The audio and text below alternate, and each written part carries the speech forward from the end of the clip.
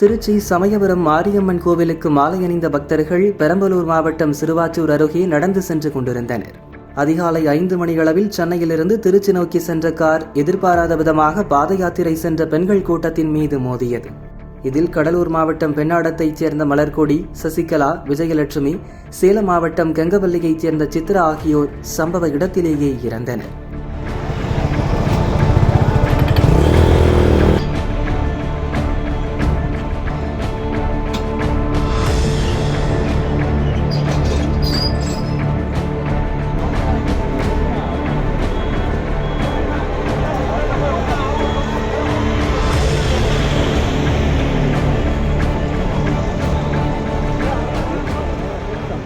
மேலும் பெண்ணாடத்தைச் சேர்ந்த ஜோதிலட்சுமி படுகாயமடைந்து பெரம்பலூர் அரசு ஹாஸ்பிட்டலில் அட்மிட் செய்யப்பட்டுள்ளார்.